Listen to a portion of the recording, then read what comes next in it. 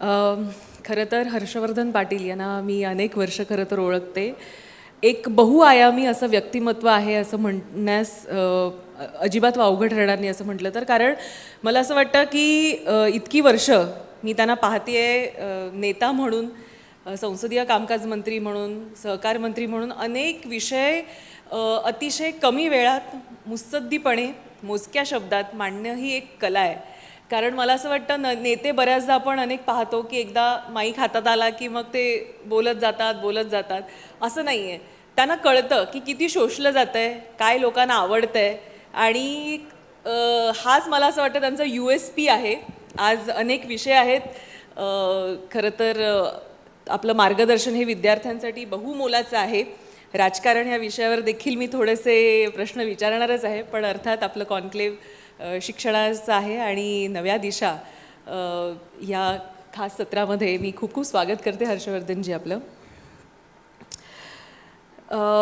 मला असं वाटतं की ग्रामीण विकास, सहकार, कृषी, रोजगार, शिक्षण, सामाजिक परिवर्तन या सगळ्याच क्षेत्रामध्ये आपण आपला ठसा हा उमटवलेला आहे.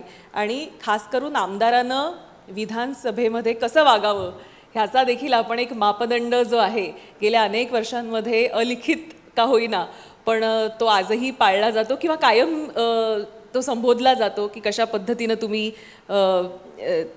तेही कार्यरत घेत होतात. खरं अनेक विषय आहेत हर्षवर्धनजी यांना विचारण्यासारखे. आपण विद्यार्थी ह्या अनुषंगानं मी आता प्रश्नांची सुरुवात खरी तर करते. मला एक सांगा की आत्ता आपल्या स्टेजवर काही वेळापूर्वी चंद्रकांत दादा पाटील आलेले आणि पहिलाच त्यांना कल्पना आहे तुम्ही येणार, तर त्यामुळे तुमचे मैत्रीपूर्ण संबंध असल्यामुळे त्यांनी एक टोला देखील एक तुम्हाला दिलेला आहे. त्यांचं असं म्हणणं आहे की शैक्षणिक संस्था ज्या आहेत ना त्या थोड्याशा कमी त्यांनी अर्थार्जन केलं तरी चालतं, किंबहुना त्यांनी कमीच अर्थार्जन करावं आणि माणसं घडवावीत. मोठमोठे कारखानदार किंवा ह्या उद्योगपती जे आहेत त्यांनी यात फार न आलेलं चांगलं. तर नेमकं कसं बघता त्यांच्या या उत्तराकडे, आणि मग मी आपल्या पुढच्या प्रश्नांना सुरुवात करते. प्रथमतः मी जय महाराष्ट्राला मनापासून त्यांचा आभार व्यक्त करतो, शुभेच्छा देतो की आज आपल्या समाजामध्ये काळाची गरज आहे की शिक्षण क्षेत्रावरती प्रदीर्घ काळ चर्चा होण्याची आवश्यकता आहे. आणि ते आपण आज पुण्यासारख्या शिक्षणाच्या नगरीमध्ये आपण हा कार्यक्रम घेतला, त्याबद्दल मी आपला आणि आपल्या सगळ्या टीमचं अभिनंदन करतो. आपल्या राज्याचे मंत्री, उच्च तंत्र शिक्षण विभागाचे मंत्री चंद्रकांत दादा हे आमचे अतिशय जवळचे मित्र आहेत. आता ते काय बोलले मला माहीत नाही, पण तुम्ही सांगितलं म्हणून आता मला लक्षात आलं की महाराष्ट्रामधली जर स्थिती आपण पाहिली तर पूर्वीच्या काळामध्ये शिक्षण फक्त सरकारच देत होतं. बरोबर. आणि आता सरकारला शिक्षण देण्याच्या आर्थिक काही मर्यादा आलेल्या आहेत, काही पॉलिसीच्या काही मर्यादा आलेल्या आहेत. आणि मग त्या मर्यादित राहून जर सरकार शिक्षण देत असेल आपल्याला तर ती विद्यार्थ्यांची भूक भागू शकणार नाही आहे. आणि म्हणून जो मुख्यमंत्री ह्या राज्यामध्ये ज्याचा उल्लेख केला पाहिजे, वसंतदादा पाटील, की ज्याचं शिक्षण 3रीपर्यंत पण झालेलं नव्हतं, पण ते फ्रीडम फायटर होते. आणि त्यांनी ह्या राज्यामध्ये हे धोरण आणलं, नॉन ग्रँटची पॉलिसी आणली त्यांनी, विना अनुदान तत्वावरती. सरकार मान्यता देईल तुम्हाला फक्त, आणि हे सगळं तुम्ही उभा करा. आज मी दाव्यानं सांगतो की तुमची कॉन्फरन्स इथं का होती आता, ते एका निर्णयामुळे होते. त्यामुळं साखर कारखाने त्याच्यामध्ये पुढं आले, सहकारी बँका त्याच्यामध्ये पुढं आल्या. आणि शेवटी हा काही बिझनेस नाही आहे. ह्याचं जर आपण खोलवर बघितलं आपण, तर मला असं वाटतं की बऱ्याच वेळा हा एक चुकीचा USP मांडला जातो. ही शिक्षणामधली झालेली जी प्रगती आहे, नो डाऊट जे कोणी सरकारमध्ये असतील त्यांचं तर योगदान आहेच, कारण गव्हर्नमेंटच्या पॉलिसीशिवाय जाऊ शकत नाही. पण त्याही पलीकडे जाऊन जर आपण पाहिलं तर ह्याला मोठ्या प्रमाणामध्ये मदतीची पण गरज लागते. चांगलं कॉलेज, चांगलं शिक्षण म्हणजे काय, तर चांगला स्टाफ मिळाला पाहिजे, त्याला चांगले पगार दिले पाहिजे, चांगलं इन्फ्रास्ट्रक्चर निर्माण केलं पाहिजे, त्यासाठी गुंतवणूक करावी लागते. आणि त्यातून एक आमचा प्रोडक्ट, विद्यार्थी हा जो आमचा प्रोडक्ट आहे तो समाजामध्ये पुढे गेला पाहिजे. तर मला वाटतं ह्या सगळ्या पॉझिटिव्ह अँगलने ह्या गोष्टी झालेल्या आहेत. अर्थात कुणी चुकीचं वागलं असेल तर तो प्रत्येक सेगमेंटमध्ये डिफॉल्ट्स आहेत, पण ते सेगमेंटच खराब आहे असं म्हणायचं काही कारण नाही. तर मला वाटतं त्या खोलात फार जाण्यापेक्षा आज जो शिक्षणामधला जो बदल झालेला आहे आणि एकंदरीत जर बघितलं आपण तर सगळ्या महाराष्ट्रापुरतं जर सांगायचं म्हणलं तर आज आपल्या राज्यामध्ये आपली तर मुलं शिकत आहेत, पण परराज्यातली सुद्धा मुलं मोठ्या प्रमाणात आपल्या राज्यामध्ये काय येत आहेत इथं. आज पुण्यामधलं जर फ्लोटिंग पॉप्युलेशन तुम्ही बघितलं तर एकूण पॉप्युलेशनच्या 50% फ्लोटिंग पॉप्युलेशन आहे. आणि ह्या फ्लोटिंग पॉप्युलेशनमधला जर पर्सेंटेज बघितला तर महाराष्ट्राच्या बाहेरचाच वर्ग जास्त आहे. म्हणजे अर्थ असा आहे की ही शिक्षणाची दालनं आपण उभा केली म्हणून हे सगळी पालक विद्यार्थी विश्वासानं आज ह्या कॅम्पसमध्ये यायला लागले. मला असं वाटतं ही महाराष्ट्रातली मोठी अचिव्हमेंट आहे.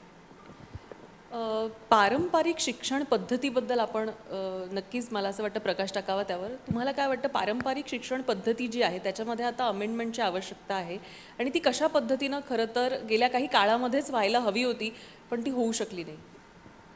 नाही, पारंपरिक शिक्षणामधल्या दोन गोष्टी मात्र आपण त्या पारंपरिकच ठेवल्या पाहिजे. एक म्हणजे संस्कार खरं आणि दुसरी गोष्ट म्हणजे त्या कुटुंबामधली एक आदरता म्हणा किंवा त्या कुटुंबाबद्दलची भावना आणि शिक्षकांबद्दलची भावना हे पारंपरिकच असलं पाहिजे असं माझं मत आहे. आता सुधारित शिक्षणामध्ये गेल्याशिवाय पर्याय नाही. तर सुधारित शिक्षणामध्ये वर्ल्ड इज ओपन, सगळ्या जगातल्या टेक्नॉलॉजी आपल्याला ओपन येत आता ते आत्मसात करावेच लागेल. आणि म्हणून पारंपरिकपणा आणि आधुनिक शिक्षणाची जोड ही आता नव्या विद्यार्थ्याला आपल्याला द्यावी लागेल. आणि मला असं वाटतं की आता हे स्पर्धेचं युग आहे. शिक्षण हे फक्त नोकरीसाठीच आहे काही प्रमाणात ते खरं आहे, पण शिक्षण हे फक्त डिग्रीसाठीच आहे नाही. शिक्षण हे मला काहीतरी आता शिकायचं आहे म्हणून आहे का तर नाही. शिक्षण हे तुम्हाला तुमच्या आयुष्यामध्ये परिपूर्ण जीवन करायचं असेल तुम्हाला, if you want have a balance life, शिक्षणाची गरज आहे. आणि हा बेस आहे. मग हा बेस चांगला कसा होईल त्याच्यावर नवीन पिढी निर्माण होईल. आणि आमचा सर्वांचा शिक्षण क्षेत्रामध्ये हाच प्रयत्न आहे की चांगले संस्कार द्या, चांगली गुणवत्ता द्या, प्रामाणिकपणा ठेवा, जिद्द ठेवा, कष्ट करण्याची भूमिका ठेवा आणि त्यातून स्काय इज द लिमिट असं मला वाटतं. मी कायम असं म्हणते की यांच्याबद्दल नेहमी असं म्हटलं जातं he is a man with solutions. त्यामुळे मला असं वाटतं की दादांना पण त्यांनी चोख उत्तर दिलेलंच आहे. शिवाय आत्ताच्या शिक्षण पद्धतीवर देखील त्यांनी मर्मावर बोट ठेवलेलं आहे की जिथं आपण कमी पडतोय कुठेतरी काही पारंपरिक ज्या गोष्टी आहेत त्या आपल्या ती तत्त्व आहेत ती पुढं घेऊन आपल्याला कौशल्य आत्मसात करण्याची आणि ग्लोबल लीडर होण्याची आवश्यकता नक्कीच आहे. पण या सगळ्यामध्ये ग्रामीण भागातले जे विद्यार्थी आहेत त्यांना मुख्य प्रवाहामध्ये आणण्यासाठी म्हणून तुम्हाला काय वाटतं की काय केलं पाहिजे आणि युनिव्हर्सिटीच्या माध्यमातून असे कुठले प्रयोग सध्या केले जात आहेत? मला वाटतं की सध्या चिंतेची बाब अशी आहे की ग्रामीण भागामधला जो प्राथमिक शिक्षकाचा जो वर्ग आहे ज्याला प्रायमरी एज्युकेशन म्हणतो, आता बालवाड्या बंद झाल्या, त्याचं रूपांतर अंगणवाड्यामध्ये झालं. अंगणवाडी कुणासाठी आहे? मी पण महिला बालविकास खात्याचा मंत्री 3 वर्ष होतो. माझ्याच काळामध्ये 2 लाख अंगणवाडी आम्ही सुरू केल्या. 2 लाख × 2 म्हणजे 4 लाख महिलांना रोजगार मिळाला. ज्या विधवा आहेत, ज्या परित्यक्ता आहेत त्यांना अंगणवाडी सेविका आणि अंगणवाडी मदतनीस आणि 20 अंगणवाडीच्या नंतर 1 सुपरवायझर असा एक पॅटर्न आम्ही ठरवून घेतला होता आणि त्यातून त्यांना रोजगार मिळाले. 0 ते 6 वया गटापर्यंतचे जे गरीब मुलं आहेत की ज्यांचं पोषण बरोबर होत नाही हा वर्ग अंगणवाडीमध्ये आला. आता प्रॉब्लेम असा झाला आहे की प्राथमिक शिक्षण जे आहे तर प्राथमिक शिक्षण नाही म्हणलं तरी हे चिंतेचं वाटायला लागले. आता मग एवढा मोठा इन्फ्रास्ट्रक्चर जर गव्हर्नमेंटने उभा केला असेल, सर्व शिक्षण अभियानामध्ये एवढ्या शाळा खोल्या बांधल्या असतील, आज त्या ओस पडायला लागलेल्या आहेत. आणि मग जर आमच्या नवीन ग्रामीण भागातल्या विद्यार्थ्यांचा प्राथमिक शिक्षणाचा सोर्स जर कमकुवत झाला तर त्याच्यावर इमारत कशी बांधायची पुढं? तर ही चिंतेची बाब आहे. म्हणून सरकारने सुद्धा याच्यामध्ये लक्ष घालण्याची आवश्यकता आहे. त्याचबरोबर आता माध्यमिक शिक्षकांच्या बाबतीत शिक्षणाचे आपल्याकडे 3-4 टायर्स आहेत. प्राथमिक आहे, माध्यमिक आहे, उच्च माध्यमिक आहे, महाविद्यालयीन आणि नंतर मग इंजिनिअरिंग, मेडिकल वगैरे सो कॉल जे आहेत ते. बेसिक कुठलाही स्टुडंट जर असेल आपला, तो ग्रामीणमधला असो नाही तर शहरामधला असो. आता शहरामध्ये परिस्थिती कशी आहे, महानगरपालिकेच्या प्राथमिक शाळा आहेत, नगरपालिकेच्या प्राथमिक शाळा आहेत, त्याचा दर्जा काय आहे ते तपासलं पाहिजे. आता क्वालिटीला भर दिला पाहिजे आपण. आणि एक सिस्टीम आहे. मला अजूनही प्रश्न पडतो, 10+2+3 इंग्रजांच्या काळामध्ये आलेला पॅटर्न अजूनही बदलायला तयार नाही आपण.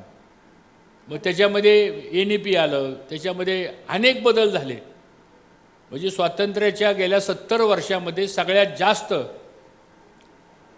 म्हणजे प्रशासकीय धोरणं जर बदलली गेली असतील तर ती फक्त शिक्षण खात्यामध्ये बदललेली आहे. आता कशी बदलली जातात आय डोंट नो.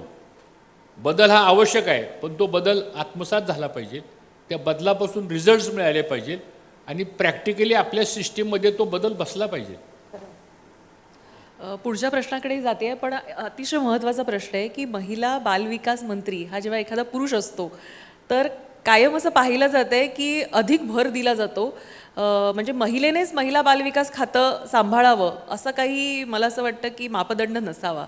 आणि तुमच्या काळामध्ये देखील अनेक योजना त्या निमित्तानं पुढे आलेल्या आम्ही पाहिलेल्या आहेत. तर त्याबद्दल आणि तो अनुभव कसा होता की ज्यावेळी तुम्हाला सांगण्यात आलं की महिला बालविकास देखील पाहायचा आहे? त्यावेळेस मुख्यमंत्री आज दुर्दैवानं स्वर्गीय विलासराव देशमुख नाही आहेत, त्यांची आठवण झाल्याशिवाय राहत नाही. पण त्यांनी मला बोलवून सांगितलं, हर्षवर्धन तुला महिला बालविकासाची जबाबदारी घ्यायची. मी त्यांना गमतीने म्हणालं, साहेब म्हणलं आपल्या मंत्रिमंडळात अनेक महिला आहेत. नाही म्हणले, महिलेला न्याय द्यायचा असेल तर पुरुषालाच जबाबदारी घ्यावी लागेल. हे त्यांचं वाक्य होतं. अर्थात मी समजलं की ही माझी जबाबदारी आहे. आणि त्यामुळं जेवढं काय करता येईल त्या काळामध्ये, आजही त्या काळातली केलेली धोरणं, त्या काळातले केलेले नियम, त्या काळातले झालेले महिला बालविकासच्या संदर्भातलं बजेट वाढवणं महिलांना. आणि आम्ही प्रत्येक जिल्ह्यामध्ये मोठमोठे कॅम्प्स घेतले, महिलांचे कॅम्प घेतले. ठीक आहे, जेवढं काय मला माझ्या त्या ज्युरिडिक्शनमध्ये बसून करता येत होतं त्याला जास्तीत जास्त न्याय देण्याचं काम केलं. कारण शेवटी एखादं घर जर पुढं जायचं असेल तर महिलेशिवाय ते घर पुढं जाऊ शकत नाही. आणि समाजामध्ये स्त्री पुरुष हा समान हक्क असलाच पाहिजे. तुम्ही कुठलंही घर घ्या, एखाद्या घरामध्ये जर स्त्री आणि पुरुषाचं वर्किंग जर बरोबर असेल आणि पुरुषाला स्त्रीची साथ असेल, स्त्रीला पुरुषाची साथ असेल तर ते घर नक्कीच पुढं जातं. बरोबर.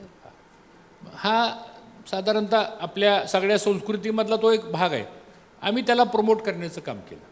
आणि त्यानंतर तुम्ही घेतलेले निर्णय देखील पुढच्या सरकारनं बदलले नाहीत. अनेक सरकार येऊन गेली, अनेक मुख्यमंत्री बदलले, अनेक महिला बालविकास मंत्री देखील बदलले, पण अजूनही ती जी ध्येय धोरणं आहेत ती अजूनही चालत आहेत. म्हणजे हे खास बाब आपण लक्षात घेतली पाहिजे. आपण मगाशी चंद्रकांत दादांचा उल्लेख केला.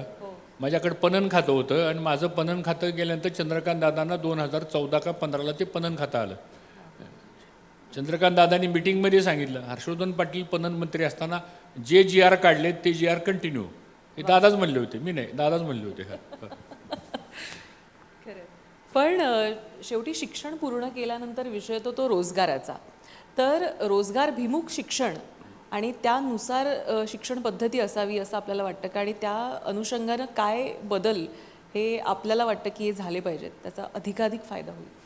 नाही, मला असं वाटतं की रोजगार तर हा मिळालाच पाहिजे. म्हणजे कुठलंही शिक्षण घेतल्यानंतर त्याच्या टॅलेंटला, त्याच्या 2 हाताला काम मिळालंच पाहिजे. पण ते काम मिळत असतानासुद्धा माझी सगळ्या विद्यार्थ्यांना पण मला आव्हान करायचं आहे, सांगायचं आहे की तुम्ही काम करताना कमीपणा वाटून घेऊ नका. बऱ्याच वेळा काय होतं की मला असं वाटतं की माझं एवढं शिक्षण झालेलं आहे आणि मग मला हे काम मी करणार नाही. आयुष्यामध्ये पुढं जायचं असेल तर कुठलीही अपॉर्च्युनिटी आल्यानंतर ती सोडायची नसती, त्याचा योग्य वापर करायचा असतो. आणि त्यामुळं शिक्षणाबरोबर रोजगार, रोजगाराबरोबर आपली पुढची प्रगती हे आवश्यकच आहे. पण मी तर ह्याच्या पलीकडे जाऊन सांगतो आहे, आता तुम्ही रोजगाराचा विचार फार करू नका. तुम्ही उद्योग क्षेत्रामध्ये येण्याचा विचार करा. तुम्ही एंटरप्रिनर का होऊ शकत नाही? तुम्ही स्वतःला रोजगार घेण्यापेक्षा तुम्ही असं एक का विचार करत नाही की मी 100 लोकांना रोजगार निर्माण करून देईल? मला असं वाटतं आता ही पिढी या शिक्षण प्रणालीमध्ये आपल्याला पुढं आणायची. आणि मला पूर्ण विश्वास आहे आज ही समोर बसलेली जी मुलं आहेत ना, एवढी टॅलेंट आहेत, यांना जर संधी मिळाली ना, हे तुमच्या माझ्यापेक्षा चांगलं काम करू शकतील. इतकी ताकद आहे त्यांच्यामध्ये. नक्कीच. पण दुर्दैवानं काय, त्यांना संधी मिळत नाही. संधी उपलब्ध करून देणंच हे शिक्षणाचं नवीन स्वरूप आहे आता. खरंच, आणि त्यासाठीच म्हणून आम्ही नव्या दिशा शिक्षणाच्या ह्या कार्यक्रमाचं आयोजन केलेलं आहे की काय आपल्याकडे अवेलेबल आहे, कुठे आपण गेलं पाहिजे, त्यासाठी म्हणून काय तरतुदी आहेत हे पाहणं आणि हे लोकांपर्यंत पोहोचणं, विद्यार्थ्यांपर्यंत पोहोचणं हे फार आवश्यक आहे. स्पर्धा परीक्षांचा देखील अतिशय महत्त्वाचा विषय की त्याची तयारी करणाऱ्या विद्यार्थ्यांना तुम्ही काय मार्गदर्शन कराल? स्पर्धा परीक्षा जे आता बसलेल्या आहेत किंवा इच्छुक आहेत या भागात येण्यासाठी. मला असं वाटतं की थोडं स्पर्धा परीक्षेबद्दल आता विद्यार्थ्यांच्या मनामध्ये खूप नाराजी निर्माण झालेली आहे. हो, ज्या पद्धतीने आता पेपर आता फुटी जे आणि पेपर फुटीचं जे प्रकरण सुरू झालेलं आहे, विद्यार्थ्यांना असं वाटतं की आपण अभ्यास करून तरी काय मिळणार आहे का आपल्याला? स्पर्धात्मक परीक्षेमध्ये बसून जर स्पर्धा जर अगोदर लीक होत असेल तर स्पर्धा कशी म्हणायची? स्पर्धा फ्री अँड फेअर असली पाहिजे. नक्कीच. पण दुर्दैवानं ती अपॉर्च्युनिटी आता थोडीशी आमच्या यंगस्टरच्या मनामध्ये एक शंका निर्माण झालेली आहे. पण मला असं वाटतं की येणाऱ्या पुढच्या काळामध्ये आपल्याला स्पर्धेला तोंड द्यावं लागेल. स्पर्धेला तोंड देताना माझं व्यक्तिशः मत असं आहे की आपल्या बुद्धिमत्तेचा योग्य वापर केला पाहिजे. फिजिकल फिटनेस आपला चांगला असला पाहिजे. तुम्ही खूप हुशार आहात आणि तुमची जर झोप नसेल, तुमचं जर कॉन्सन्ट्रेशन नसेल तर तुमच्या हुशारीला काय अर्थ नाही. त्या 3 तासामध्ये तुम्ही प्रश्नपत्रिका पेपर्स कशी सोडवता, त्यावेळेस तुमची मेंटॅलिटी काय आहे ह्याचा विचार करतोय का आपण? उद्या जर 11 वाजता पेपर असेल ते पहाटे 4 पर्यंत मी अभ्यास करत बसणार आणि इमिजिएटली मी 3 तासांनी पेपरला जाणार. सायकोलॉजी शेवटी ही बॉडी सेटअप आहे हा सगळा. मला असं वाटतं की विद्यार्थ्यांनी पहिल्यांदा आपल्यावरती कॉन्सन्ट्रेट करावं, फोकस पॉईंट ठेवावा आणि आपल्याला नेमकं ह्या स्पर्धेमध्ये आणि उत्तरं जी आपण लिहितो प्रश्नपत्रिकेमध्ये, आता हे फार क्विक अँड फास्ट आन्सर झालेले आहेत आता. जसं तुमचा रॅपिड फायर असतो ना, आता तुमच्याकडे सुद्धा रॅपिड फायर आला आहे आता हा. तर तसं आता आमच्या कॉम्पिटिशन एक्झाम्समध्ये पण झालेलं आहे. त्यामुळं विद्यार्थ्यांनी सुद्धा त्याच्याकडे जास्त आकलन केलं पाहिजे आणि पेपर ज्या दिवशी आपल्याला लिहायचा आहे ह्या साध्या साध्या गोष्टी हे कुणी सांगत नाही आता हल्ली. घरात सुद्धा म्हणजे आईवडिलांचं किती लक्ष असतं, काय असतं, आय डोंट नो. आणि मग त्यामुळं तिथं जर ब्रेक लागला एकदा स्पर्धात्मक परीक्षेमध्ये तर त्याचं करिअर स्पॉईल होतं सगळं. आणि म्हणून मला वाटतं की स्पर्धात्मक परीक्षेची तयारी ही सगळ्यांनी केली पाहिजे. आणि success is not final, failure is main माझ्या दृष्टीने. सक्सेसचा इव्हेंट करतं, पण फेल्युअरचा माणूस आत्मसात करून पुढं जाण्याचा प्रयत्न करतं. त्यामुळं डोंट वरी, ठीक आहे, आज नाही उद्या नाही परवा, डोंट लूज होप्स. आणि एक पॉझिटिव्ह माइंड थिंकिंगने जर आपण कुठलाही पेपर सोडवायला बसलो तर ॲटोमॅटिक, आणि त्याला वाचन पण पाहिजे. If there is no reading you can't get the material, I am telling you. तर ह्या सगळ्या गोष्टी स्पर्धांमध्ये मुलांनी घेतल्या पाहिजे. आणि आता कॉम्पिटिशन आहे, हेवी कॉम्पिटिशन आहे. आता आमचं इंजिनिअरिंग कॉलेज आहे, आमचं 94, 95, 96ला मेरिट क्लोज होते. म्हणजे 2-2.5% 1200 ॲडमिशन्स होतात. आम्हाला पण आश्चर्य वाटतं. म्हणजे काय लेवलला गेली स्पर्धा सांगतो ती, म्हणजे काय लेवलला टॅलेंट गेलं ते सांगतो. हा म्हणजे 92% मार्क्स म्हणजे नोवेअर अशी सिच्युएशन झाली. ते विद्यार्थ्याच्यामध्ये फ्रस्ट्रेशन येतं सांगतो. पूर्वी डिस्टिंक्शन किंवा फर्स्ट क्लासमध्ये पास झाला म्हणजे त्याचं सगळीकडे स्वागत व्हायचं. आता हा फर्स्ट क्लास म्हणजे हा आता 35%वर आला आहे अशी परिस्थिती झाली. तर कुठेतरी हा विचार आता आपल्याला सुद्धा करावं लागेल सगळ्यांना. नक्कीच व्याख्या बदलत आहेत, हे अतिशय मर्मावर त्यांनी बोट ठेवलेलं आहे. त्याच्यावरच संलग्न माझा प्रश्न आहे, कारण बऱ्याचदा असं होतं की आता पेपर फुटीनंतर नवीन पेपर येणार, बऱ्याचदा पुन्हा फी भरावी लागते. या सगळ्याचा एक मानसिक तणावामध्ये विद्यार्थी असतात. त्यामुळे अपयश आल्यानंतर त्याच्यात खचून न जाता नेमकं विद्यार्थ्यांनी त्यातून बाहेर कसं पडावं, कारण आत्ताच जी पेपर फूट झालेली आहे त्यानंतर अनेक विद्यार्थ्यांना संभ्रम निर्माण झालेला आहे. त्यांना असं वाटतं की अरे आता पुन्हा सगळं सुरुवात करा, पुन्हा सगळं करा, आणि त्याच्यामध्ये नैराश्य येतं आणि कुठेतरी वाटतं की एक पाऊल मागे, आता दुसरं काहीतरी करूया. याकडे आपण कसं पाहता?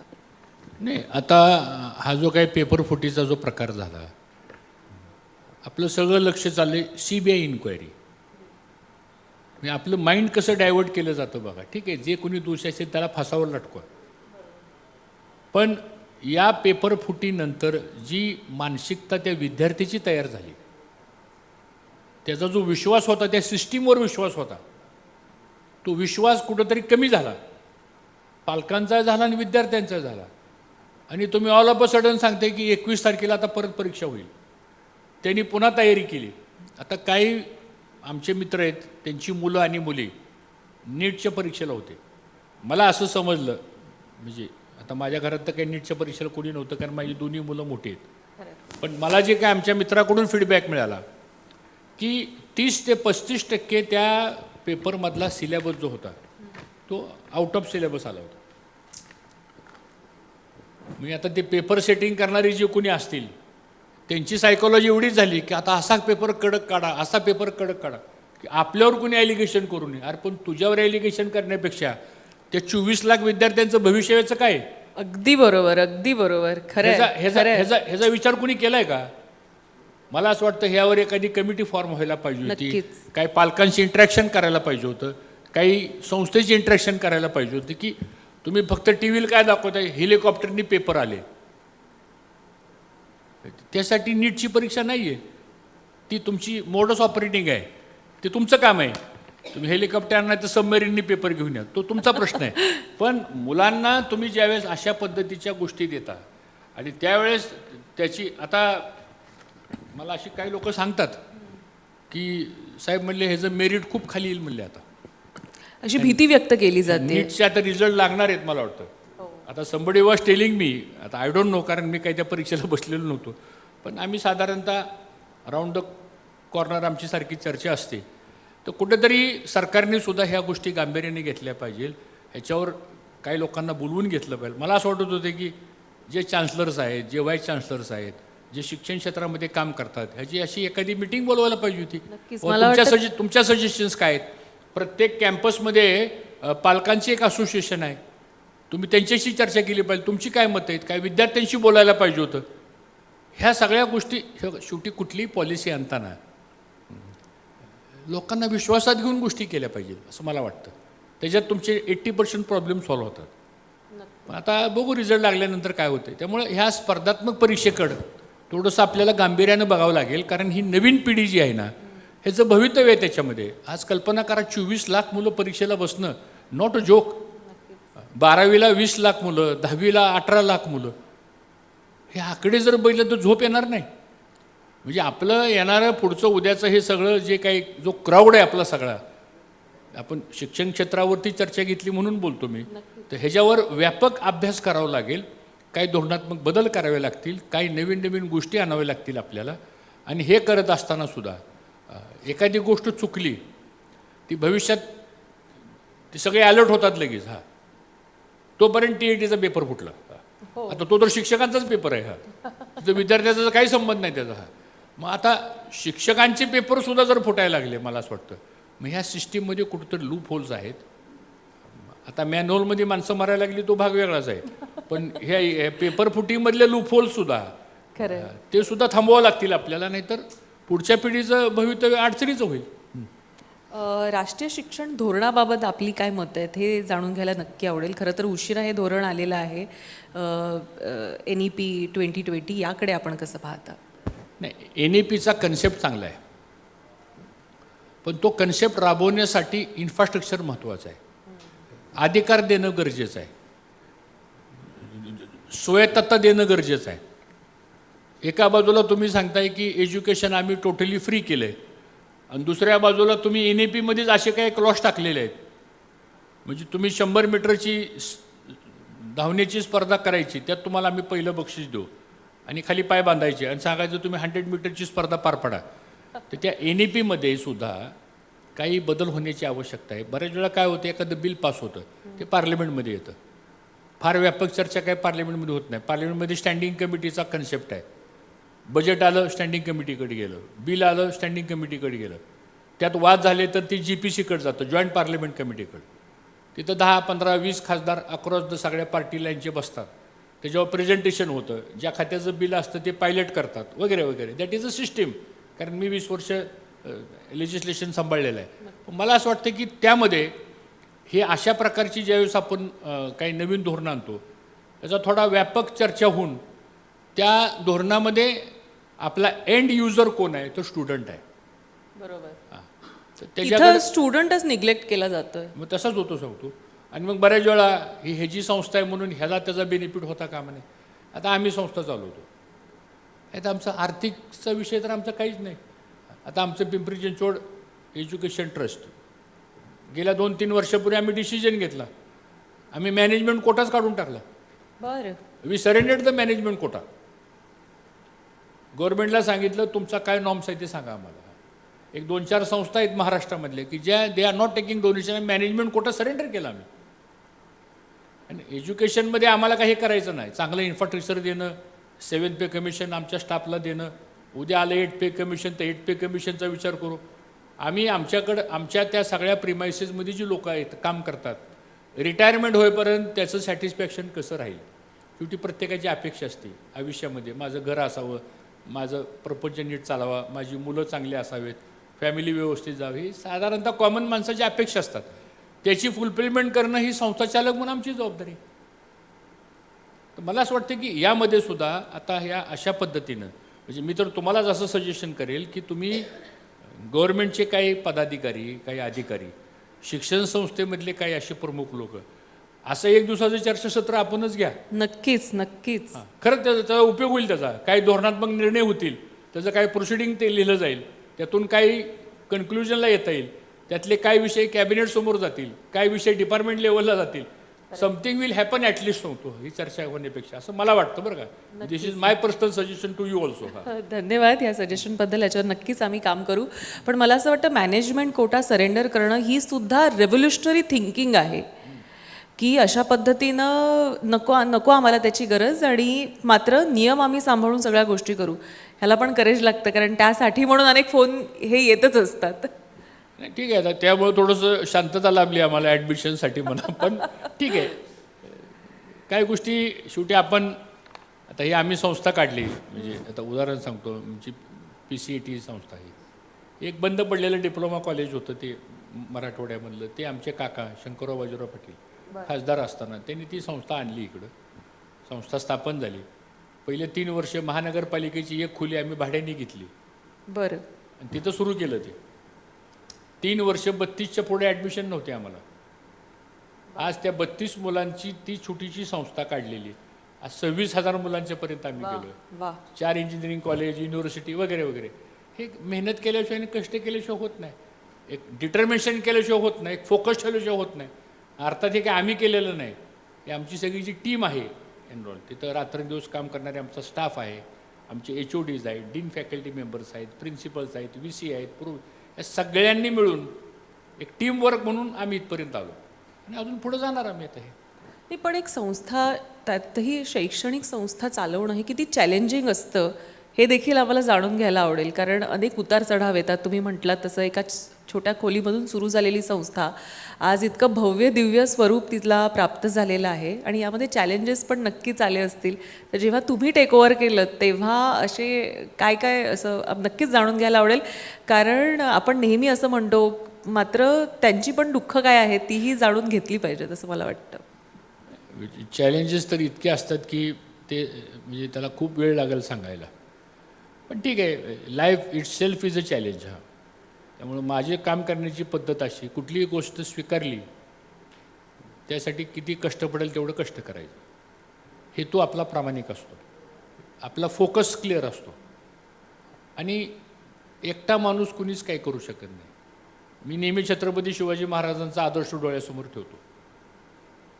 त्या माणसाने म्हणजे UN जर तुम्ही कधी गेला, UN तिथं जी लायब्ररी आहे, मी स्वतः गेलो होतो, त्या लायब्ररीमध्ये छत्रपती शिवाजी महाराजांच्या बद्दलचं एक पुस्तक लिहिलेलं आहे तिथं. गुरिल्ला टॅक्टिक्स म्हणून त्याला नाव दिलेलं आहे. काय विजन होती त्या महाराजांची. आज या जगात अनेक राजे महाराजे होऊन गेले, पण आज एकच नाव घेतलं जातं, छत्रपती शिवाजी महाराजांचं. हा आदर्श आपण घेऊन पुढं काम केलं पाहिजे. सगळ्या जाती धर्मांना बरोबर घेऊन जाणं, सगळ्या समाजाला बरोबर घेऊन जाणं, 18 पगड जात 12 बलुतेदार, गरीबातला गरीब, अविकसित माणूस, ही कन्सेप्ट ज्यावेळेस आपण आपल्या कृतीमध्ये आणतो आपण, त्यावेळेस हे अचिव्हमेंट्स होऊ शकतात सांगतो. आणि काय आपल्याला स्वार्थ काय त्याच्यामध्ये? शेवटी लाईफ जगण्यासाठी काय आवश्यक असतं? जे सगळ्याला सारखंच आवश्यक असतं, फक्त स्टाईलमध्ये फरक असतो, पद्धतीमध्ये फरक असतो. तर मला वाटतं की ह्या गोष्टी आम्ही शिक्षण संस्था सुरू करताना, आता ही झाली एक संस्था, पण माझ्या मतदारसंघामध्ये जवळजवळ 3 मोठ्या संस्था आहेत, त्या सगळ्या गरीब वर्गांसाठी येते. तिथं पण 30,000 मुलं आहेत सोबत. वा. एक आनंद आहे की आपण एक ब्रँड तयार करू, चांगली पिढी निर्माण करू. आणि मला असं वाटतं की डेव्हलपमेंट आहे महत्त्वाचं, पण त्याहीपेक्षा मुलांची डेव्हलपमेंट ही खरी संपत्ती आहे. वा. ती निर्माण करण्याचं काम आपण करू, आपला एक प्रयत्न आहे. आणि मला असं वाटतं त्यात आपल्याला यश यायला लागलेलं आहे, याचं एक समाधान आहे. नक्कीच, आणि यश आम्ही पाहतोच आहे. पण हा खास करून प्रश्न तुमच्यासाठी आहे, कारण तुम्ही उद्योग जगतामध्ये देखील आपला एक ठसा उमटवलेला आहे. कौशल्याधारित शिक्षण आणि उद्योगांच्या गरजा यांच्यामधला समन्वय नेमका कसा साधावा? मला वाटतं आता आम्ही आमच्या तर संस्थेमध्ये असं एक ठरवलं आहे की आमचं education we are focusing on industry development. म्हणजे ही युनिव्हर्सिटी जी आहे आमची आता, ही इंडस्ट्रियल कनेक्ट युनिव्हर्सिटी असा एक कन्सेप्ट आम्ही आणतो आहे पुढं. एक उदाहरण सांगतो, आम्ही टाटाशी कोलॅबोरेशन केलं. वा. टाटा कंपनीने आमच्याकडे 15,000 स्किल मॅनपॉवरशी आमचं त्याचं ॲग्रीमेंट झालं. आत्तापर्यंत 6,000 स्किल्ड मॅनपॉवर आम्ही तयार केले. आणि टाटा 11 लाख कमर्शियल व्हेकल्स तयार करतं. प्रचंड मोठी मॅनपॉवर आहे टाटाकडे. एक उदाहरण सांगतो तुम्हाला. आता टाटाचा प्रयोग यशस्वी झाला इंडस्ट्री सेक्टरमध्ये, तर बाकीच्या कंपनीज पुढे यायला लागल्या. आता टोयोटो असेल, महिंद्रा असेल, किंवा आणखीन कुठल्या कंपनी असतील. तर मला वाटतं की आमचं education we are focusing on industry base. कारण इंडस्ट्री बेस असल्याशिवाय आपला उद्योगपती तयार होणार नाही, आपला एंटरप्रिन्युअर तयार होणार नाही, आणि आपला स्किल मॅनपॉवर पण तयार होणार नाही. तर ह्या सगळ्या गोष्टी आपण कसा फोकस करतो, म्हणजे आम्हाला काय बाकी कोणाबद्दल मला काय म्हणायचं नाही. I never comment about anybody. आपल्याला काय वाटतं ते आपण करायचं. आम्हाला असं वाटतं की आपण या पुढच्या काळामध्ये एक 50,000पर्यंत विद्यार्थी आपण नेऊ या सगळ्या कॅम्पसमध्ये. वेल एज्युकेटेड टीम तयार करू, आणि त्याचा विकसित भारतला मदत होईल, इंडिया डेव्हलपमेंटला मदत होईल. आता नवीन टेक्नॉलॉजी आलेली, आता AI ची टेक्नॉलॉजी आली, खूप आता आमूलाग्र बदल होत चाललेला आहे ह्या सगळ्या फील्डमध्ये. तर ते नॉलेज आमच्या नव्या पिढीला कसं देता येईल हा प्रयत्न आमचा राहील. नक्कीच, आणि मला असं वाटतं की ज्या पद्धतीची आखणी तुम्ही केलेली आहे ती चंद्रकांत दादांनी सुद्धा त्याचं कौतुक केलेलं आहे. आणि मला असं वाटतं त्यांनी देखील गौरवोद्गार काढले आणि म्हटलं की उत्तम प्लेसमेंट किंवा उत्तम जॉब ऑपॉर्च्युनिटी, उत्तम रोजगाराच्या संध्या ज्या आहेत त्या तुमच्या युनिव्हर्सिटीच्या माध्यमातून नक्कीच विद्यार्थ्यांसाठी उपलब्ध होत आहेत. हे उच्च तंत्र शिक्षण मंत्र्यांनी देखील मान्य केलं. तंत्र शिक्षण मंत्र्यांचे सुद्धा मी आभार मानतो की त्यांनी आम्हाला हे कॉलेज युनिव्हर्सिटी करण्यामध्ये त्यांचा मोठा योगदान आहे. बरं आहे, ज्यांनी केलं त्याला म्हणणारच आम्ही. दुसरी गोष्ट, काल विधान परिषदेमध्ये सुद्धा आमचं इंजिनिअरिंगचं शिक्षण मराठी भाषेमध्ये, हे आम्हाला अभिमान आहे. महाराष्ट्राची भाषा, मातृभाषा ही मराठी आहे. याचा अर्थ आम्ही काय बाकीच्या भाषेबद्दल विरोध करत नाही, पण आमच्या इंजिनिअरिंग कॉलेजमध्ये सुद्धा आम्ही इंजिनिअरिंगचं शिक्षणसुद्धा स्पेशल केस म्हणून आम्ही मराठीमध्ये सुद्धा दिलेलं आहे. ह्याचं काल विधान परिषदेमध्ये सुद्धा कौतुक करण्यात आलं. मी कौतुक म्हणण्यापेक्षा त्याची नोंद घेतली गेली. म्हणजे आम्ही कौतुकच्या पलीकडे गेलो आता, पण त्याची नोंद घेतली गेली. मला असं वाटतं की ते चांगली गोष्ट आहे, आणि ह्या चांगल्या गोष्टी समाजात जावेत. तुमच्या माध्यमातून समाजामध्ये जे चांगलं आहे ते गेलं पाहिजे. आज खरंच म्हणजे ही पब्लिक हंग्री आहे. कशासाठी? आम्हाला चांगलं सांगा काहीतरी, आम्हाला निगेटिव्ह नका सांगू, आम्हाला हे असलं हे बाकीचं नका. तुम्ही आम्हाला पॉझिटिव्हली चांगल्या गोष्टी सांगा, आम्ही आत्मसात करू. असा एक मोठा वर्ग आहे. 10% 20%ला हे सगळं लागतं, जे चुकीचं आहे ते. Breaking news. हां, पण 80% लोकांची भावना अशी आहे की आम्हाला शिकायचं आहे, आम्हाला चांगलं सांगा, आम्हाला चांगलं बोला, आम्ही ॲक्सेप्ट करू ते. तर मला वाटतं की ते काम आम्ही करतोय, जेवढं करता येईल तेवढं. बरं, सरकारी आणि खाजगी शिक्षण संस्था यांच्यामधली जी गुणवत्ता दरी आहे ती कमी करण्यासाठी म्हणून काय प्रयत्न किंवा कुठली पावलं उचलली पाहिजेत असं आपल्याला वाटतं? नाही, सरकारी यंत्रणेमधलं अकाउंटेबिलिटीचा फार मोठा प्रश्न आहे. अगदी. खाजगीमध्ये accountability, performance oriented, professional upgradation आणि काम करण्यामध्ये स्वायत्ता, हे फरक आहेत दोन. दुसरी गोष्ट अशी आहे की आज आपण जर विद्यार्थ्यांची संख्या जर बघितली आपण, तर सरकारी यंत्रणेमध्ये शिक्षण घेणाऱ्या विद्यार्थ्यांची संख्या किती आहे? आता फॉर एक्झाम्पल आपल्याकडे 7 ते 8 मेडिकल कॉलेज असतील गव्हर्नमेंटचे. प्रायव्हेट मेडिकल कॉलेजचा आकडा 30पर्यंत गेला आहे. गव्हर्नमेंटचे इंजिनिअरिंग कॉलेजेस 6, 7, 8 असतील मला वाटतं. आता एक्झॅक्ट फिगर मला माहीत नाही, पण प्रायव्हेट इंजिनिअरिंग कॉलेजचा आकडा बघितला तर तो 250-300च्या पुढे गेलेला आहे. सरकारची एक पण इंग्लिश मिडियमची शाळा नाही आहे म्हणून. आज ह्या CBSEच्या स्कूल्स किती निर्माण झाल्या. बरोबर. म्हणजे राज्यकर्त्यांनी कुठलंही धोरण स्वीकारताना येणाऱ्या पुढच्या पिढीला सहजपणानं शिक्षण मिळालं पाहिजे. यशवंतराव चव्हाणांनी EBCची सवलत आणली, इकॉनॉमिकल बॅकवर्ड. एक साधा निर्णय घेतला. काय दृष्टी होती त्या लोकांची त्या काळामध्ये. स्वातंत्र्य मिळालं, स्वातंत्र्य मिळाल्यानंतर आपली अवस्था काय होती. आता माझ्यासारख्या म्हणजे आता मी 3 फेजेसमध्ये मला अनुभव आलेला आहे. खरं खरं. तर त्या 3 फेजेसचा अनुभव मी घेतोय. मी नव्या पिढीचा अनुभव घेतोय, आमच्या काळातला अनुभव आम्ही घेतलेला आहे, जुन्या पिढीतला 15-20 वर्ष आम्हाला अनुभव मिळाला. मग ज्यावेळेस आपण एखादी गोष्ट मागवून बघतो आपण, त्यावेळेस खरंच ह्या गोष्टी आपल्याला खूप लक्षपूर्वक कराव्या लागतील सांगतो. बरं, डिजिटल शिक्षणाचा जो विस्तार होतोय तो गावाखेड्यापर्यंत कसा केला जाईल याच्यावर पण भर देण्याची आवश्यकता. याकडे आपण कसं पाहता? कारण त्या विद्यार्थ्यांना जे तंत्रज्ञान आहे ते त्यांच्यापर्यंत तितक्या प्रभावीपणे पोहोचत नाही आहे. तर यासाठी म्हणून सरकारनं देखील काय पावलं उचलली पाहिजेत असं वाटतं? नाही, मला वाटतं आता डिजिटल शिक्षण हे प्राथमिक शाळेपासून सुरू करावं लागेल आता. अगदी बरोबर. अगदी ही काळाची गरज आहे. खरं. त्यानंतर स्मार्ट बोर्ड्स हे आता क्लासरूममध्ये बसवले पाहिजेत. ते जुन्या काळातले होते, खडूनी लिहायचं किंवा ते डांबर मारायचं आणि काळा करायचं आणि मग आपण त्यात ब कड. ती जुनी बालभारती अजून ती काही बदलली नाही, तशीच आहे अजून सांगतो. मुखपृष्ठ पण साधारण सारखं तसंच आहे ते अजून सांगतो. जसं त्या पार्लेच्या बिस्किटवरती त्या मुलीचा फोटो आहे, तिचं 84 वय झालंय आता, तरी तोच फोटो आहे अजून सांगतो. तर उदाहरण सांगायचं म्हणलं तर आत्ता आपल्याला ह्या गोष्टी बदल करावे लागतील.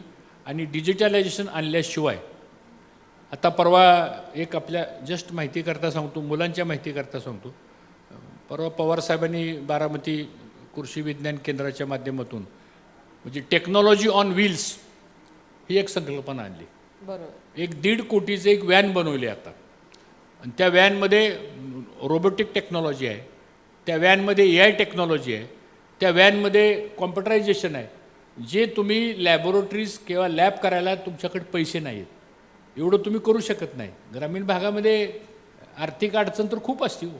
नक्कीच. मग अशा वेळेस त्या मुलांना ती मोबाईल व्हॅन जर दिली आणि तिथं तुम्ही 1-1 तासाचे क्लासेस, 40-50 मुलं त्या व्हॅनमध्ये बसून ते शिकू शकतात केव्हाही. आणि मला वाटतं खास करून पाऊस आणि या सगळ्या गोष्टींमध्ये ह्या आता ही गरज आहे आता.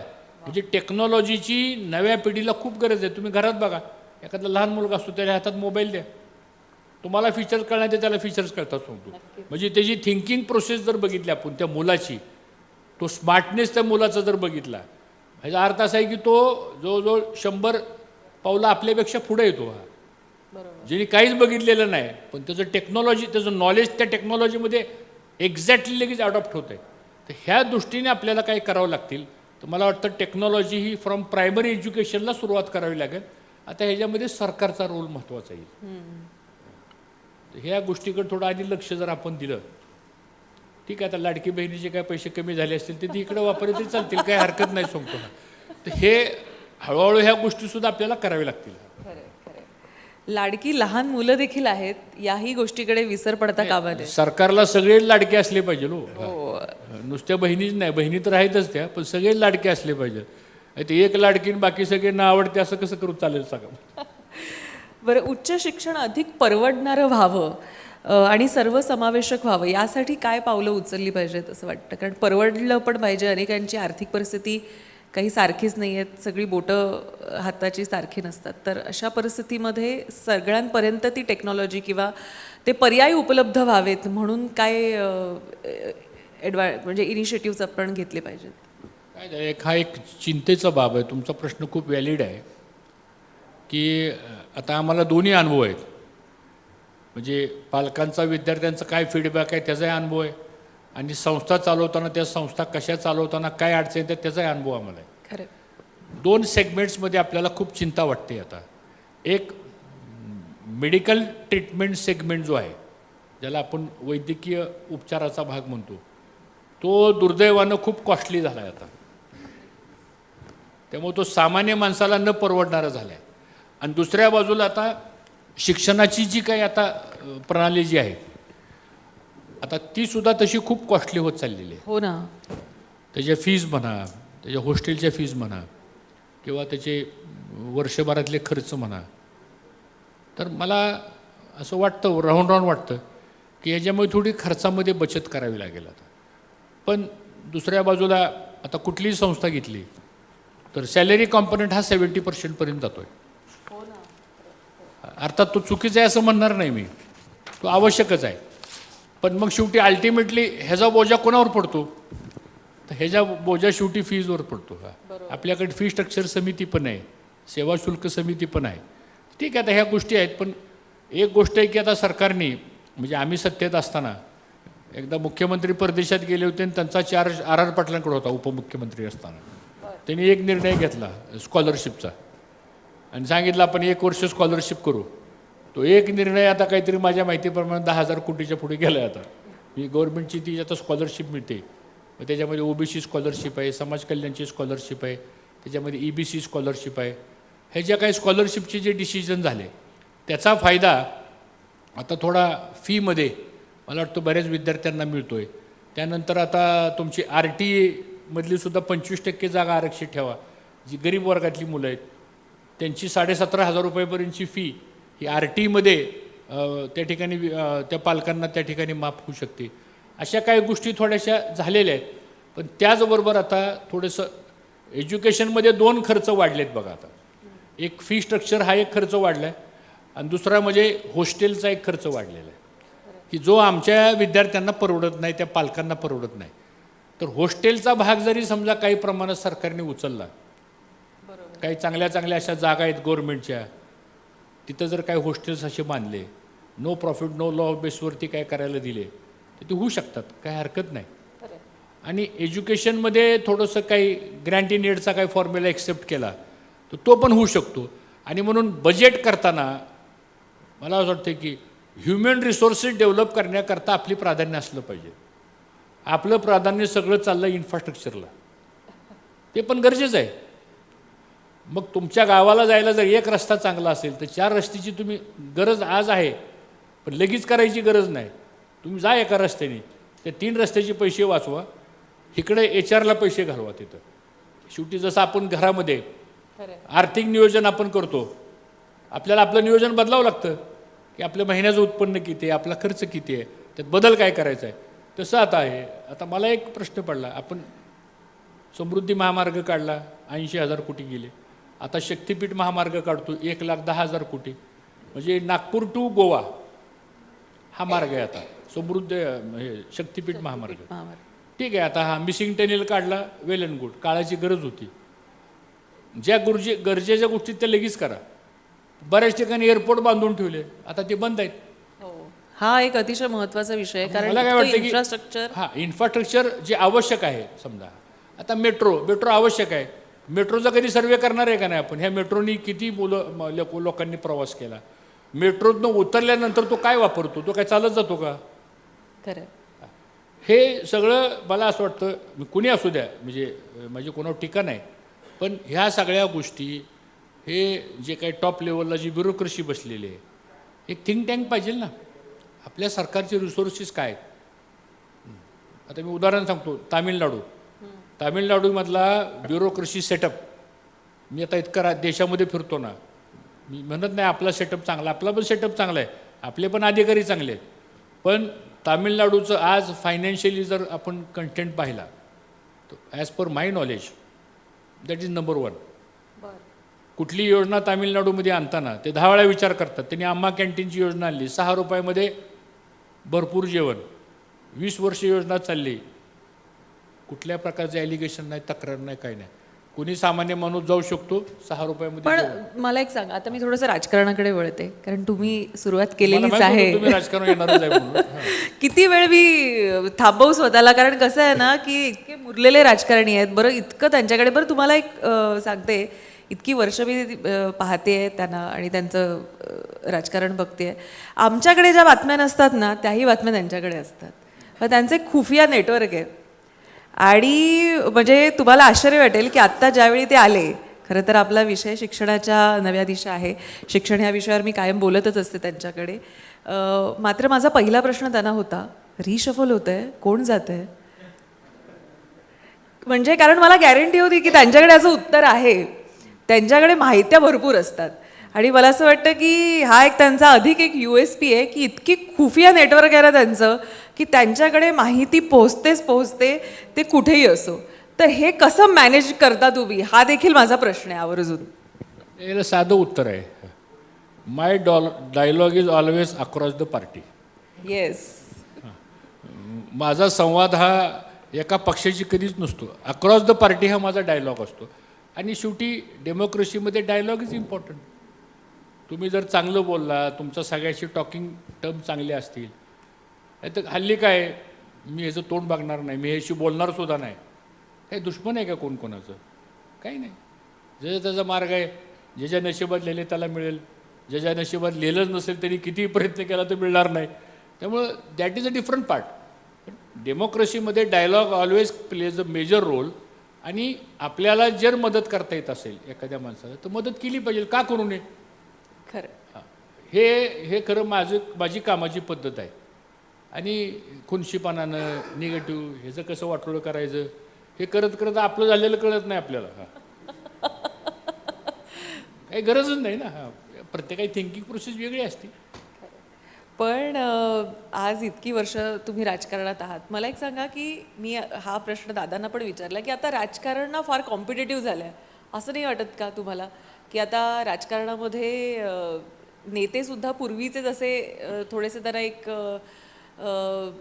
वेळ मिळायचा, पण आता त्यांना इतकं बांधून ठेवलेलं जातं की इतके मतदारसंघ कव्हर करायचं, इतकं हे, म्हणजे इथं पण कॅल्क्युलेशन आणि त्याच्यासाठी म्हणून काही एजन्सीज लावायच्या आणि ते तुमचं मॉनिटरिंग करतात. तर मग आता हा जो पॉलिटिशियनचा रोल बदलला आहे किंवा तो अधिक कॉम्पिटेटिव्ह झाला आहे, एका अर्थानं नक्कीच चांगली गोष्ट आहे. नागरिकांना ज्यांच्याकडून तुम्ही वोट्स घेता, ज्यांच्या नावावर ज्यांच्यामुळे तुम्ही सत्तेत देता, त्यांना तुम्ही अकाउंटेबल आहात म्हणून तुम्ही देता, उत्तरही देता. मात्र हे सगळं करत असताना पॉलिटिशियनचा रोल आणि आता स्ट्रक्चरच पूर्ण बदललं, याकडे कसं पाहता?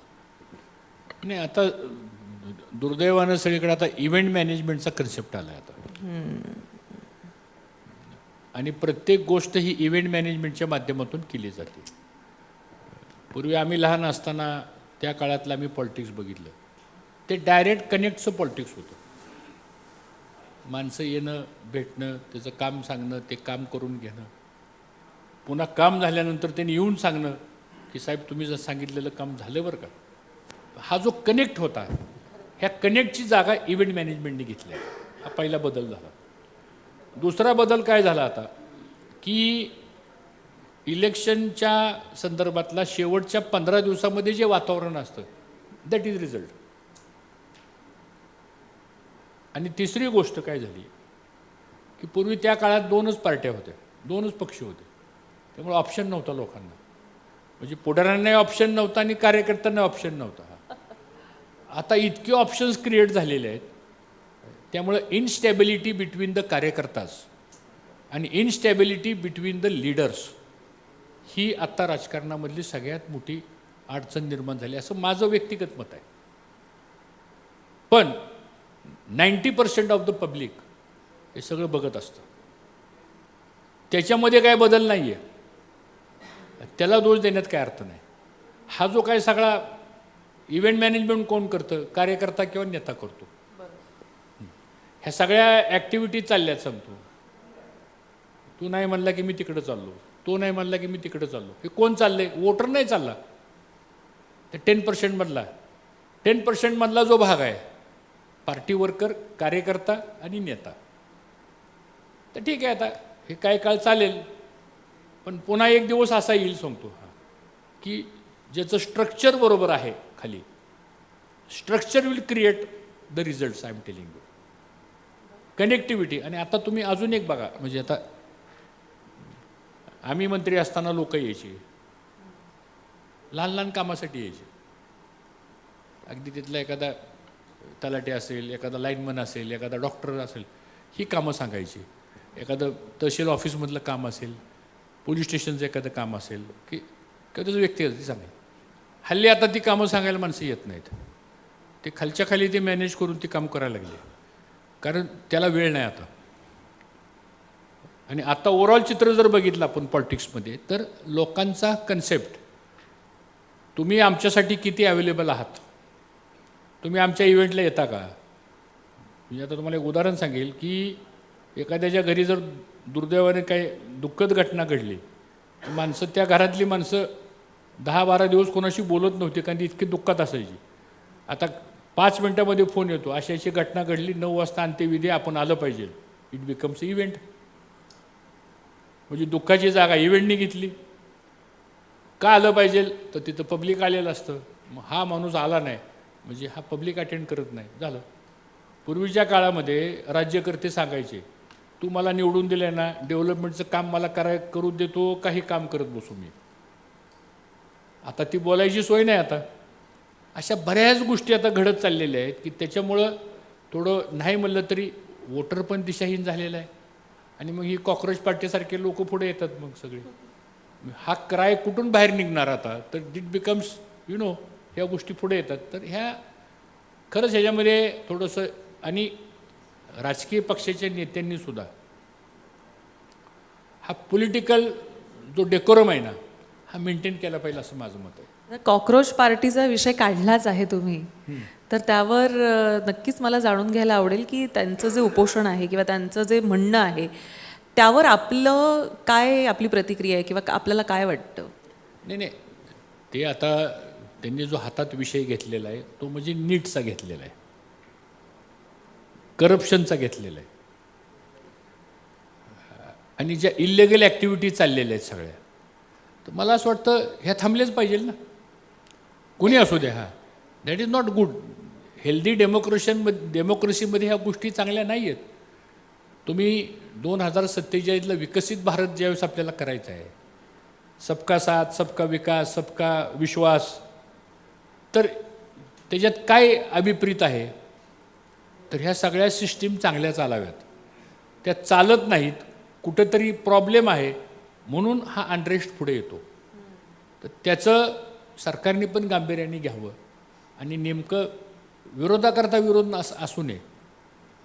म्हणजे आपली देशाची अशी एक वैशिष्ट्य आहे. म्हणजे एक उदाहरण सांगतो. साहित्य संमेलनं यशवंतराव चव्हाण राज्याचे मुख्यमंत्री असताना कराडला घेतलं होतं, आणि साहित्य संमेलनाला सगळी मदत सरकार करायचं. यशवंतराव चव्हाण जाऊन मंचकावर बसले. ते साहित्यकांनी सांगितलं, हे मुख्यमंत्र्यांचं व्यासपीठ नाही, आपण कृपया खाली जाऊन बसावं. त्यांनी ती स्वीकारलं आणि नंतर सांगितलं की माझी चूक झाली, हे माझं व्यासपीठ नाही. उदाहरण सांगतो तुम्ही. मान्य केलं. हा जो उमदेपणा आहे ना, मला असं वाटतं हा आपण स्वीकारला पाहिजे. जिथं करेक्ट आहे ते करेक्ट म्हणलं पाहिजे, जिथं नॉन करेक्ट आहे ते नॉन करेक्ट म्हणलंच पाहिजे. नाहीतर मग एकंदरीत हा सगळा सोशलायझेशनमधला जो भाग आहे, आणि मग आता ह्याचा परिणाम काय व्हायला लागले? चांगली माणसं म्हणायला लागली, हे आपलं काम नाही बरं का आता. मग जर चांगलं टॅलेंट, चांगलं गुडविलवाली लोक जर ह्या समाजसेवेपासून जर बाजूला गेली, तर ही डेमोक्रेसी उद्या कोण चालवणार आहे? हे अनेक प्रश्न येणार आहेत भविष्य काळामध्ये. असं वाटतं की हा प्रश्न सत्ताधाऱ्यांना अधिक पडलेला आहे तुमच्या बाबतीत, त्यामुळे आमच्याकडे कायम बातम्या येत असतात की तुम्हालाही बोलवलं जातं आहे, सांगतायत या, इकडे या, आणि हेच विचार आणि हेच जे काही आहे ते मदत करा. तर याकडे आपण कसं पाहताय? इथं पॉझिटिव्हली पाहताय का? आणि मी प्रत्येक गोष्टच पॉझिटिव्ह घेतो ना. मी निगेटिव्ह घेणारा माणूसच नाही आहे सांगतो. त्यामुळे I will think everything I take in positive manner only. Then I will decide. बरं, तुमचा पक्षसुद्धा आता असा आहे की कुठल्या बाजूनं जाईल ह्याकडे सगळ्यांचंच लक्ष लागलं आहे. एक ज्येष्ठ नेते किंवा इतके अनुभवी नेते, माजी मंत्री म्हणून तुम्ही कसं पाहता आणि काय वाटतं तुम्हाला की कुठं साधारणतः गेलं पाहिजे जेव्हा ज्यातनं बदल होईल? मी तुम्हाला एक सांगू का, राजकारणामध्ये कोणाची ताकद कमी आहे, कोणाची ताकद जास्त आहे, हे काही ते परमनंट नसतं. राजकारणामध्ये एकच गोष्ट परमनंट आहे. एखादा नेता, एखादा प्रमुख दुर्दैवाने वर गेला तर त्याचं राजकारण संपतं, का तो अस्तित्वात नसतो. म्हणून इंडियन पॉलिटिक्समध्ये anything can happen at any time सांगतो. त्यामुळे असं आपण काय गृहीत धरायचं काही कारण नाही. ठीक आहे, आत्ताची राजकीय परिस्थिती अशी आहे, ते होत राहणार, त्या गोष्टी होतील. पण लोकांसाठी आपण काम करायचं आहे, लोकांच्यामध्ये आपण राहायचं आणि काम करत राहायचं, हे उद्दिष्ट ठेवून आम्ही काम करतोय. बरं, एक जाता जाता मला एक छोटासा रॅपिड फायर पण घ्यायचा आहे, अगदी थोडक्यात. पुणं म्हटल्यावर काय, एका शब्दात काय सांगाल? पुणं सांस्कृतिक शहर. नेतृत्व की व्यवस्थापन, कशात जीव रमतो? नेतृत्व. डिजिटल पुस्तकं वाचता की पानं हातात घेऊन पुस्तक वाचणं किंवा ॲक्च्युअल पुस्तक हातात घेऊन वाचणं आवडतं? ॲक्च्युअल पुस्तक हातात घेऊन वाचण्याला जो आनंद आहे तो डिजिटलमध्ये नाही आहे. म्हणजे त्यांनी जसं म्हटलं सुरुवातीला की काही परंपरा ज्या आहेत ते आपण जपल्या पाहिजेत, तर तो जो फील आहे तो देखील आपण जपणं आवश्यक आहे. ग्रामीण भारत की विकसित भारत? विकसित भारत. एक सवय जी प्रत्येक तरुणानं अंगीकारावी असं तुम्हाला वाटतं? प्रत्येक विद्यार्थ्यानं, तरुणानं स्वतःशी प्रामाणिक राहावं. आपल्या आयुष्यातली सगळ्यात मोठी प्रेरणा? माझे आई वडील. आजही वारंवार वाचावंसं वाटतं असं एखादं पुस्तक? छत्रपती शिवाजी महाराजांचा इतिहास. बर. एक नेता ज्याच्याकडून आपण सर्वाधिक प्रेरणा घेतली? आता एकच नेता सांगायचा. स्वर्गीय विलासराव देशमुख. बर. एक निर्णय जो पुन्हा घ्यायची संधी मिळाली तर नक्की घ्याल, असा एखादा निर्णय जो राहून गेलाय आणि ज्याचं शल्य वाटतं की अरे हा तर काम करायचं राहून गेलं? जो सामान्य माणूस असतो ना, त्या सामान्य माणसाला विकासाच्या प्रवाहामध्ये आणण्यासाठी जे जे करणं शक्य होईल त्यातले काही निर्णय राहून गेले दुर्दैवानं. ते बरेच निर्णय आहेत, परंतु निर्णय हा शेवटच्या घटकापर्यंत असावा. त्याची पूर्तता करण्याचा निर्णय हा माझा आवडता निर्णय. फार कसं चपखल उत्तर दिलेलं आहे त्यांनी, पुणेकर म्हणून. राजकारणामधला सर्वात महत्त्वाचा गुण तुम्हाला काय वाटतो? म्हणजे राजकारण्यांमध्ये हा गुण असलाच पाहिजे. संयम आणि कमी बोलणं. बर बर बर. AI की मानवी बुद्धिमत्ता? दोन्हीचं कॉम्बिनेशन गरजेचं आहे, पण पहिल्यांदा मानवी बुद्धिमत्ता आवश्यक आहे, त्याच्यानंतर AI. भारत 2047 साली कसा असेल? सगळ्या जगामध्ये उंच शिखरावर असला पाहिजे. शिक्षणातला एक बदल जो तातडीने व्हायला हवा असं तुम्हाला वाटतं? सरकारचं कमीत कमी नियंत्रण.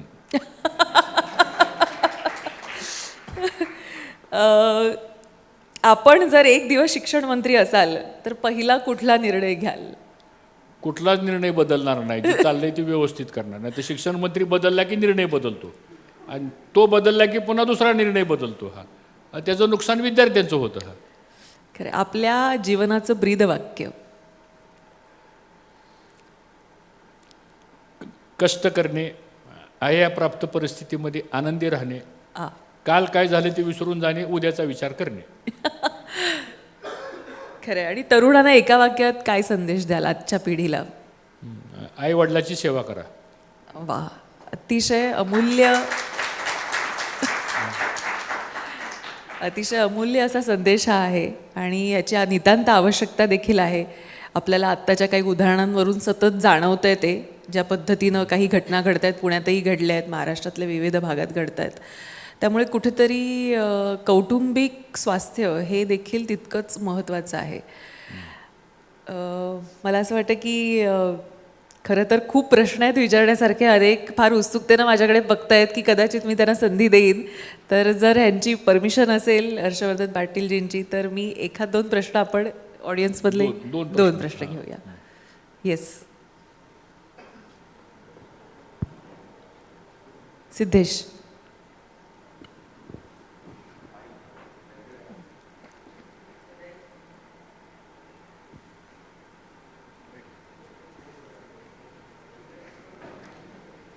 माईक येण्याच्या आधी हात आणि माणूस उभा राहिलाय, म्हणजे किती उत्सुकता आहे बघा तुमच्याशी संवाद साधण्याची. जय शिवराय. मी अनिकेत देशमाने, पुण्यात महाराष्ट्र विद्यार्थी संघटना म्हणून प्रतिनिधित्व करतो. विद्यार्थ्यांसाठी कुठलेही त्यांचे प्रॉब्लेम असेल लढत असतो. साहेब, तुम्ही राजकारणात, आम्ही तुमचं राजकारण पाहिलं, मी 90चं आहे, त्यामुळे तुमचं राजकारण मी जवळनं पाहिलं. आज महाराष्ट्रात विद्यार्थ्यांचं म्हणजे काल परवा जे आपण बघितलं, MPSCच्या परीक्षेत जी ऑफलाईन परीक्षा होती ती ऑनलाईन करण्याचा निर्णय सरकारने घेतला. त्यात कुठल्याही विद्यार्थ्यांना विश्वासात घेतलं नाही. TATचा पेपर जो फुटला, ह्या सगळ्या गोष्टी चालल्यात.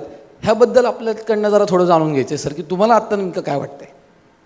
तुमचा प्रश्न फार वेग आहे. त्यात एकच उत्तर आहे फक्त, की आत्ता चाललेली जी काही सध्याची काही परिस्थिती आहे ती सरकारने त्याच्यामध्ये लक्ष घालून त्यातनं तातडीनं मार्ग काढला पाहिजे.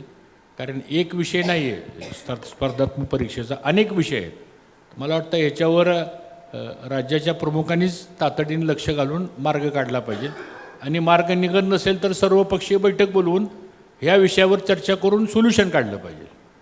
नक्कीच. आम्हाला उलट तेच म्हणाय की तुम्ही आता सगळ्यांनी याच्यात लक्ष घातलं पाहिजे विरोधी पक्षांनी, आणि कुठंतरी हे जे चुकीचे निर्णय चाललेत किंवा विद्यार्थ्यांवर काहीतरी लादलं जातंय ते कुठंतरी बंद झालं पाहिजे, एवढंच.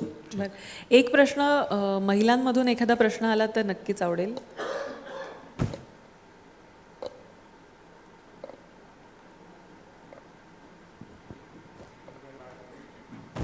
एक सिनियर व्हॉइस आहे महिलांमधला.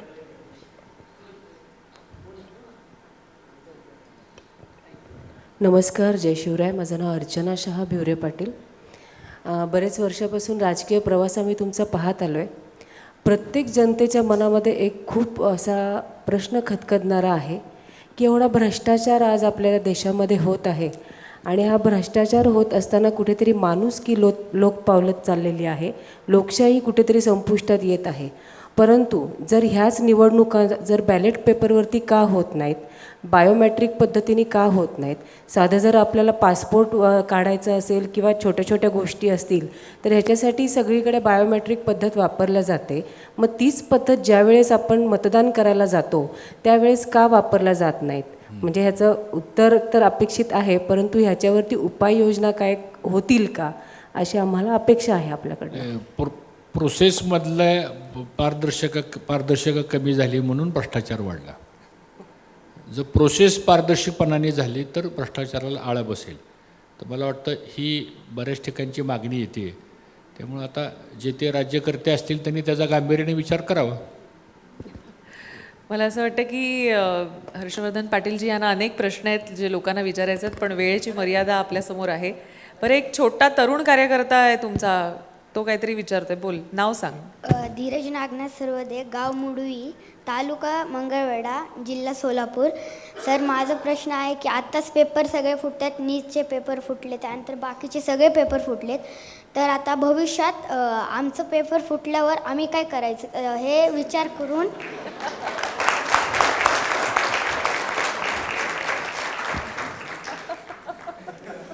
मला वाटतं या सगळ्या तुमच्या चर्चासत्रामध्ये ह्याचाच फक्त बाईट दाखवा तुम्ही. ते पेपर फुटी म्हणजे नव्या पिढीचं भविष्यच फुटल्यासारखं वाटायला लागलं आहे तुम्हाला. हा, त्यामुळं ह्याचा विचार गांभीर्यानं मला असं वाटतं ह्या चर्चेच्या माध्यमातून आपण पण योग्य ठिकाणी पोचवावा एवढीच माझी तुमच्याकडून अपेक्षा आहे आता. नक्कीच नक्कीच माध्यम म्हणून आम्ही नक्कीच तो हा जो संदेश आहे तुमचा तो सरकारपर्यंत नक्की पोहोचवू, राज्यकर्त्यांपर्यंत पोहोचवू आणि यातून काही सकारात्मक बदल कसा घडेल याकडे खरं तर आमच्या सगळ्यांचाच दृष्टिकोन आहे आणि त्या निमित्तानं या चर्चासत्राचं खरं तर आयोजन आम्ही केलेलं आहे आणि तुम्ही आज वेळात वेळ काढून इथं आलात, आम्हाला वेळ दिलात आणि भरभरून प्रश्नांना उत्तरं दिलीत. त्याबद्दल आपले अनेक धन्यवाद. खरं तर विचारण्यासारख्या अनेक गोष्टी आहेत. जसं मी मगाशी पण म्हटलं की त्यांचं एक स्वतःचं नेटवर्क आहे, ते काम करत राहतं आणि त्यांच्याकडे अनेक माहित्या असतात. त्यामुळे वेळोवेळी आम्ही तुम्हाला नक्की संपर्क साधू आणि मला असं वाटतं की पुढच्या शिक्षणाच्या या कॉन्क्लेव्हमध्ये आपण नवीन काही बदल शिक्षण संस्थेमध्ये घडलेला आहे अशी याची प्रचिती घेऊनच एखादा कार्यक्रम करू. इतका आपण त्याचा माध्यम म्हणून आम्ही नक्की पाठपुरावा करू असं आज नक्की सांगते. खूप खूप धन्यवाद हर्षवर्धनजी, आज आपण इथं आलात. थँक्यू.